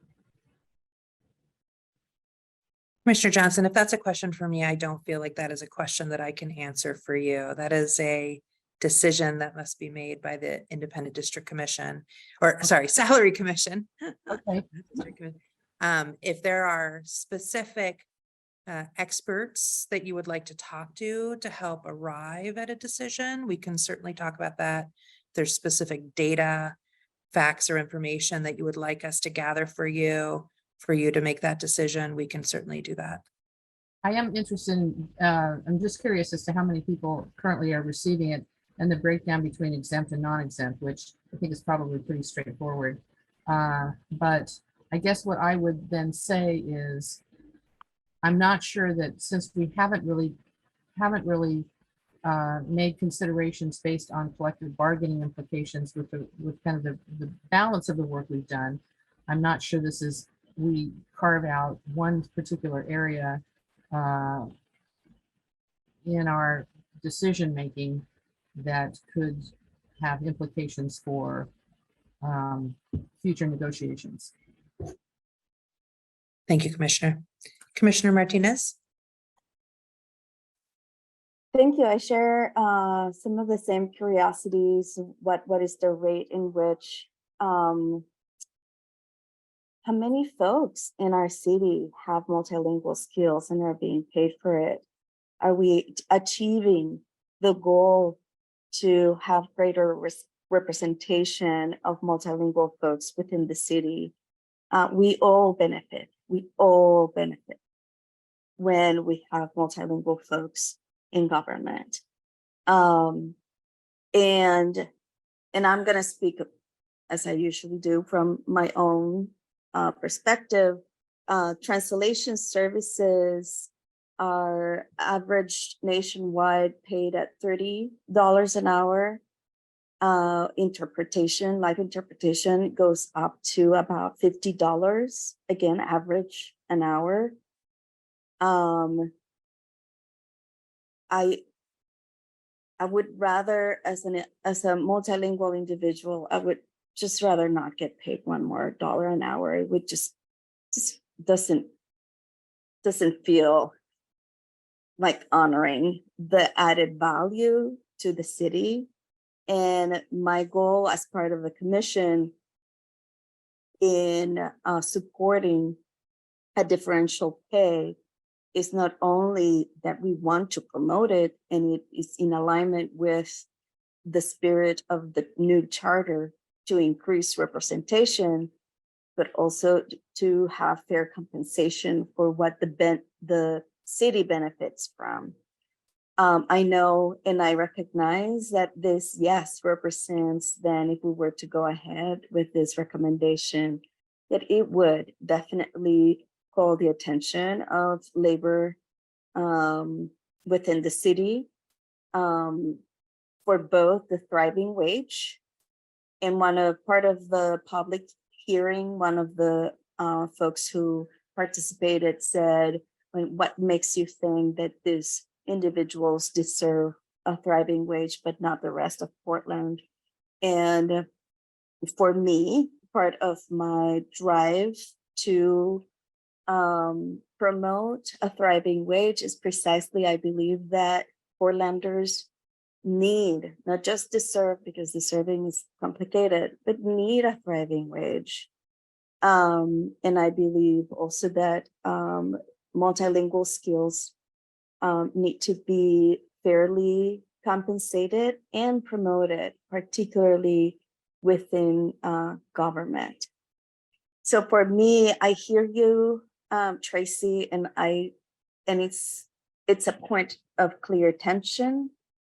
And I'm still knowing how much this is valued in the market. It's very hard for me to support a decision of $1 an hour versus a percentage. And also recognizing that, well, that is not part of our methodology or a decision point in our like that doesn't guide our decision making if might be a problem with labor. So that's where I'm at, and I don't know if that brings up new thinking or a different additional information that you would like to share. I think that I also want to remind the commission that you heard from a number of people in community who described what the value of being an elected official with multiple languages brought. It was a very different role. And I guess I'm wondering if this is an opportunity to reiterate that, put that on public record, the distinction you see in the value or the skills, the outcomes of having an elected official with multiple languages, and the difference there is in the kind of limited application that the city of Portland sees the language being applied in, city of Portland roles.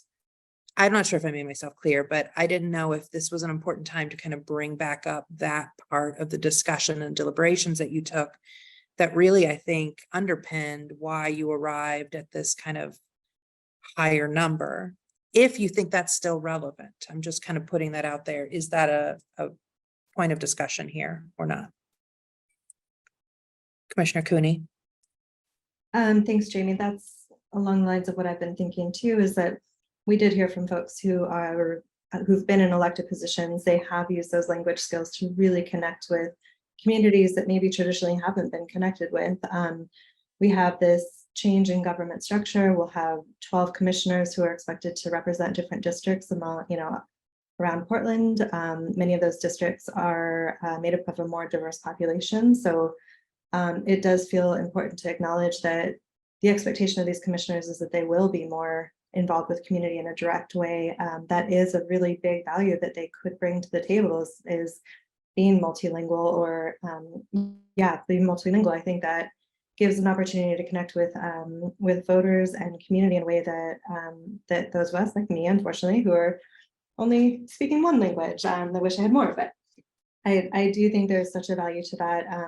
And I also share the concerns being spoken, Commissioner Martinez, about the $1 an hour does feel like a very challenging amount to me. It doesn't feel motivating or like a true acknowledgement of the importance of that skill. And also acknowledging, Tracy, that I understand that it brings up some unique challenges as well. So I don't want to undermine that or undervalue that. I appreciate that you came today to tell us. So it's a lot for us to think about. Thank you.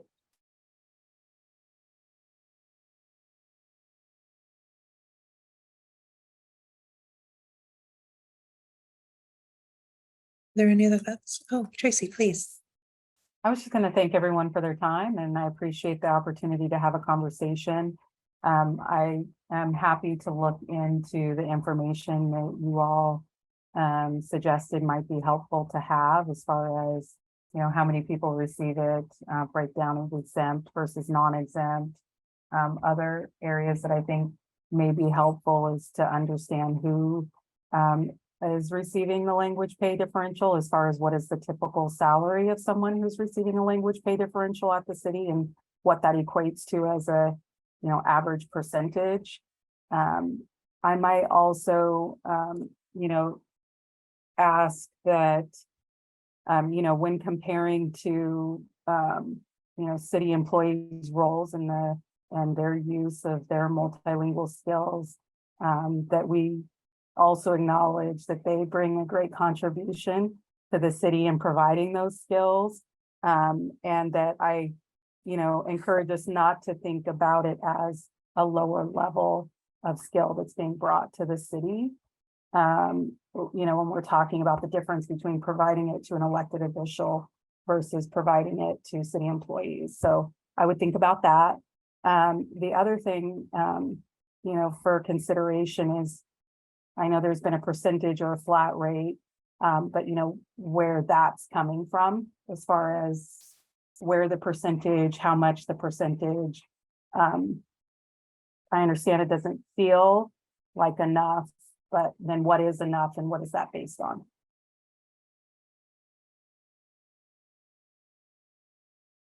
Thank you, Tracy. Commissioner Martinez, do you mind if I just make a point? I want to acknowledge that I think I bumbled through a description of the distinction between, you know, the percentage versus the flat rate. And I absolutely acknowledge what you said, Tracy, and did not mean to intend that city employees do not bring a great level of additional asset through their language. So I think I was making a clarity about what the city of Portland saw in their role in terms of like how they saw it being applied to the specific jobs, and the difference and how the commission saw it being applied on a different scale. So thank you for reminding me of that and the valuable city employees that we have. I appreciate that, Jamie. Commissioner Martinez. Thank you so much. And that my comment is very much in alignment with what you just mentioned, Jamie, that in fact, I believe that if I had influence on how city employees can be paid precisely because of the multilingual skills, I would be saying everybody, not just elected officials, we should be thinking about how we compensate and value the contributions. When I was a case manager, I was just a nerd as I am today about Excel. I love Excel, but my love and mastery around Excel when I was a case manager was just not as an added value as it has today as the director of HR for an organization. It's the same skill, but the organization benefits way more about this skill in this decision making. So the approach inequality instead of equity is one of the places of tension for me the most. And because I also believe that $1 an hour is not commensurate to the very important contributions that multilingual city employees provide to our community.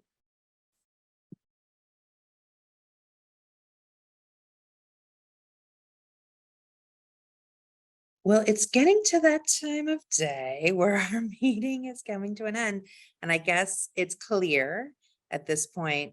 I'm not even sure we need to take a temp check because we've been given a bunch of homework to do.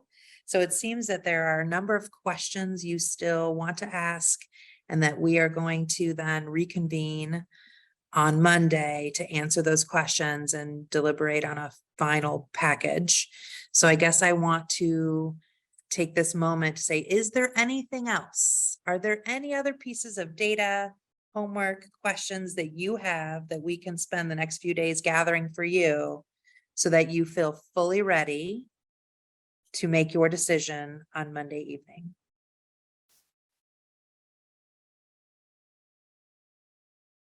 Commissioner Sampson.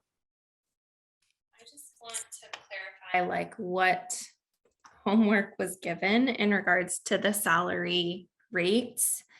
I was looking back at meeting materials from June 13th because we posed the question, should the same adjustments be made to the other positions, so the mayor and the auditor, as we did with the thriving wage on the council members. And when I'm looking back, we actually had a different approach on those. Those were based on the percentage difference from the market rate of council members. And the market rate of council members would not be changing with our thriving wage analysis. And so for me, I don't necessarily think the mayor and auditor need to be reworked in a manner that's consistent with what we're doing with the council members, because we were following a much more market-based approach. And the numbers we came up with also matched the market data for those roles. And so I think those two roles were cleaner. And I also think that public commentary was much less focused on those roles. And in fact, I think that we saw some positive reactions to those numbers. So for me, I think it's mostly about the council members, and I'm pretty comfortable with the mayor and auditor.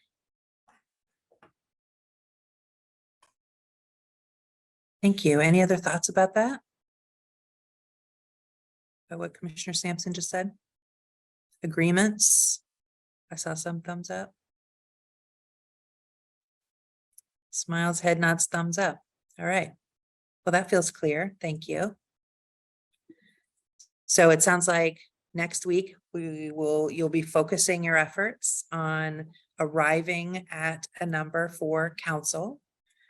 That's reflective of a number of different factors. Barb's been taking notes, but I don't quite remember all of them, but we have everything recorded. And also, it sounds like COLA we're all okay with, that whole COLA deferral. So taking that out of the proposal, but then there's some additional data you'd like to review about the language differential. And so next week, unless there's any, I guess I don't want to cut you short if there's additional data you want to ask for, but next Monday will be just a really tight focus on these outstanding questions.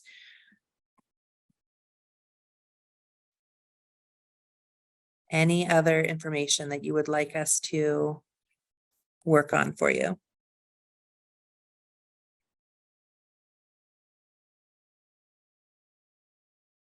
If you think of something after this meeting is over, it would be awesome if we could get it as soon as possible.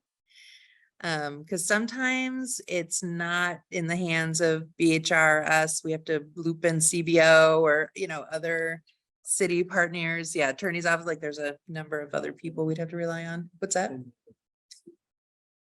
I'm sorry, what? They might not know what's CBO is. Oh, sorry, city budget office. And so, anyway, it's a very short turnaround. Lots of people are out on Friday. So think a little harder. If there's anything else you need, Commissioner Johnson. This isn't a request, but it's a stray thought. When we were talking about the sorts of things that we wanted to be very clear about in terms of our scope, I think I just want to reiterate the fact that and I've been reading a lot of the local press also along with all of this, we have no control over office staffing for the new council, where they're sitting, how many people will be reporting to them. All of that is is outside of our scope. And it did come up a lot. So I just want to put a little pin in that so we remember to include that when we issue our final sort of whatever we issue report, whatever that looks like, that is something that we did not have the scope to recommend or to make any changes on or to determine. So that's all. Great. Great point. Thank you. Just a little note to get it in there. Noted. Any final thoughts?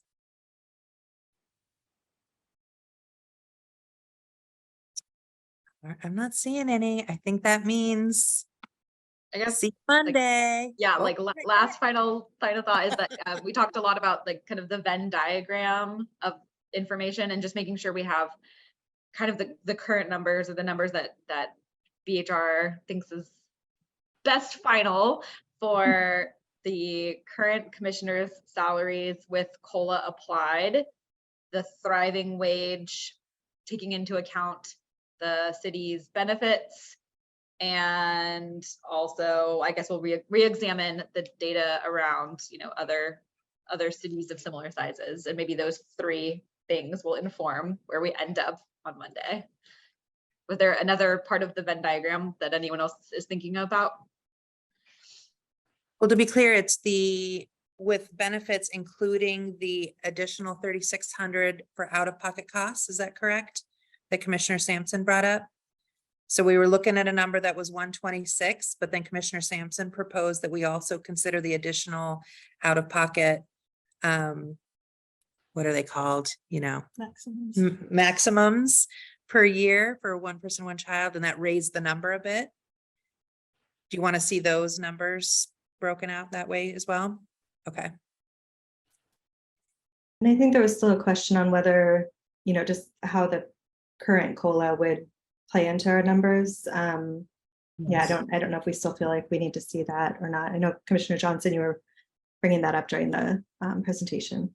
Right. I think what I would want to know is when we come up with that number that deals with all the medical adjustments for the base salary, and then we apply the current COLA, what that number comes up to, and to be, and we need to be, I think, again, clear that that COLA is not, we're not applying that to the existing council. That's not something we're giving this current council. I think that needs to be really clear when we explain it too, that we have absolutely no ability to reward or punish the current makeup of our elected officials. But that this would go hand in hand with the base salary going forward. Okay. Noted.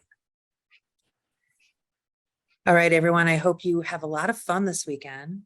Get lots of sleep, drink plenty of water, and make sure you eat a hearty dinner before we see you again on Monday.